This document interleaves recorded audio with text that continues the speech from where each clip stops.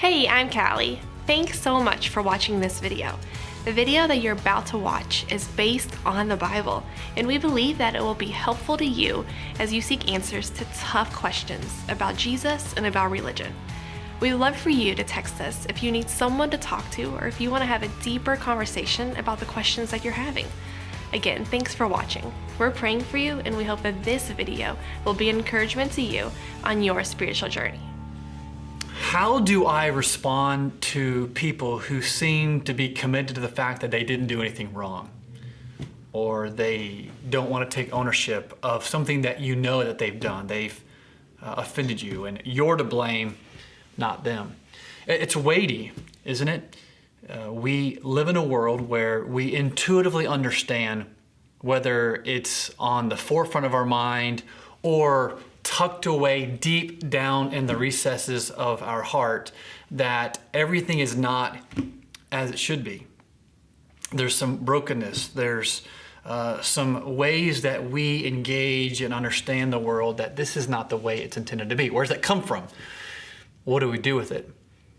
Those are good questions, and that's actually something that we've discussed on another episode, so I'd love for you to go back and look at that episode. I wish I knew which one that was, but you're watching now, and maybe you've stumbled upon this episode as you typed in bitterness or forgiveness or God plus forgiveness, or perhaps you've typed in church plus forgiveness, and this popped up. Perhaps you were sent this link, or maybe you're a regular. Regardless, whatever the circumstances that have brought you to watch this episode, I'm grateful that you're watching it. My name is Nate, and I serve as one of the leaders at Graceland Church. And we're humbled that you would take the time to watch this episode. The issue or the question, what do I do with people who never seem to take ownership of their offenses, where they're always thinking that you're the problem? And they never are. That's a tough question. It's a tough scenario. We all have friendships, relationships like that.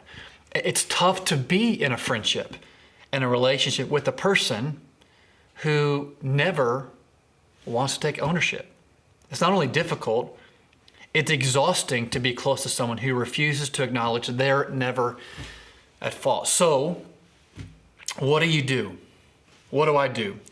First, I don't want to take this for granted, but the fact that we know someone has violated some aspect of relational moral decorum, like on how to treat people and how not to treat people, it speaks about a standard.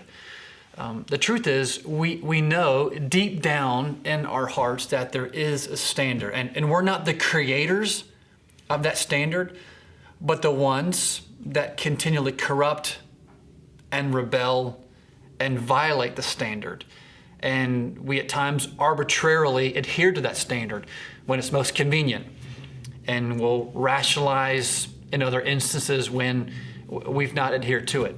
And so that's important. I think that's significant because that there actually is indeed a standard. And I'll circle back to that a little later in this particular episode. But what I want to do just for a couple minutes is I want to share with you just a couple principles that are taken from a letter called Romans. It's actually one of the many writings that comprise the Bible. Romans was written to a group of Christians that lived in the area of Rome. And so here's the first principle. First, resolve or make a commitment to not take revenge, which means to retaliate in kind or degree or to inflict injury in return. And you say, but Nate, that's so difficult. I want to repay an eye for an eye. I want to do for them what they've done to me. For some of you, I know how you feel. We probably share some things in common. But for some of you, I can't relate. Meaning, you have perhaps been through some unspeakable things. It's shaped who you are. It's left an indelible impression upon your soul. And when I say don't take revenge, my hope and prayer is that you don't hear me trivializing what has happened or dismissing what's happened. But I know this. regardless of your circumstances, when you choose revenge, when you choose the road of bitterness and resentment, it's like renting a room in our souls to the devil. And that resentment, that bitterness will be like a cancer, and it will eat you from the inside out. And if left untouched and not dealt with, it will destroy friendships and relationships. So the first principle is commit to not take revenge, even though that's really difficult. Second is this: proactively show love. Proactively show love. In that same letter called Romans, the author is a guy named Paul or St. Paul. He says this: let love be genuine. What does that mean? Here's what it means to have love be genuine.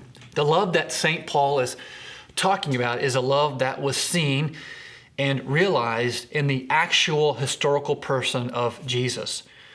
It's a love that showed itself even when it was wrong, abandoned, lied about, character maligned, physically abused, mocked, yes. The love that Jesus exemplified and exemplifies is a love that is transformative. It's a love that actively seeks peace, not a pseudo or false peace, but real, substantive, honest peace, and seeks to do good to others. The person of Jesus isn't someone who can't relate to our relational difficulties or our hang-ups, being mistreated, but on the contrary, he can 100% identify with you and with me. So rather than lying in bed and concocting a plan of how we can take that person down or take that person out, we should use our mental energies to formulate a plan, formulate a response that will help curb or even potentially end the relational conflict. There's a better way than revenge and hate. There's a better way that exists outside of us. It's not something that we do in and of ourselves, but we need someone's help.